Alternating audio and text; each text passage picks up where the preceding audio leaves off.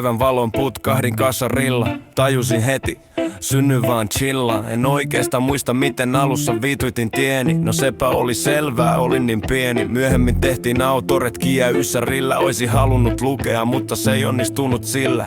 Istuin pimeässä takapenkillä, katossa valot ei palanneet siellä. Sammuta tai kuolla kaikki. Oli tuulipuvut mintu vihreinä, en tiedä miksi, mut muistan sen elävänä. Pastellin väreissä housut, reput ja autot. Voi hitto, oli kyllä mauton. Oliks säkin silloin siellä? 3000 years ago. Kun Frodo ja Sam kävivät Mordorin tiellä, bro. Juoksu hiekka ja Bermudan kolmio. Pelkäsin olevan aikuiselämän turmio. Paras lapsuusmuisto oli hyvä potkurissa ja stiikassa luisto.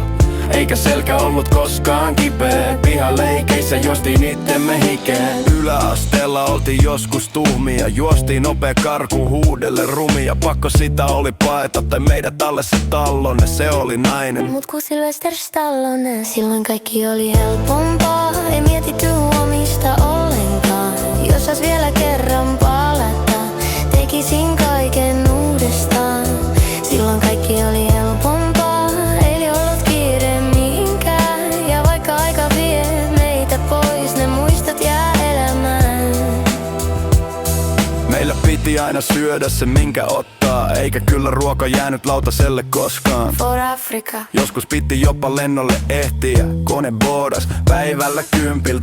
Herätys meillä viimeistään 5. Mä olin siellä jo 7 lukemassa lehtiä. No vuosituhatkin se yhtäkkiä vaihtui. Piti chiga tiukkoi kinkkui kun stringi vilkkui. Eipä tainnut se junnu aavista. Ei ne tytöt syttynyt pojasta nappiverkkareissaan. En käynyt kirkossa juuri koskaan. Tehtiin kyllä Syntiä tost vaan siis ryyppäsin. ja aamuyöstä pöntöllä rukoilin ja byyttäsin rakas taivaan isä. Se ole minä taas täällä, jos parannat oloni. Ois pitänyt olla enemmän murehtimatta tulevasta, vaikka 30 vuotta myöhemmin tää on ihan hullu paikka. No ja kyllähän me tietenkin hauska pidettiin, se oli parempaa aikaa. Silloin kuin silloin tiedettiin. Silloin kaikki oli helpompaa, ei mietitty huomista ollenkaan.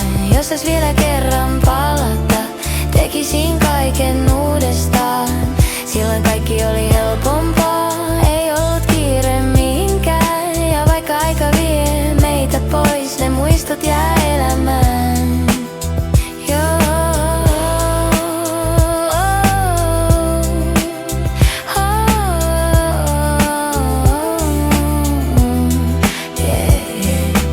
Ehkä ei tarvi päästä takas sinne, mut välillä on hyvä muistaa mistä tuli.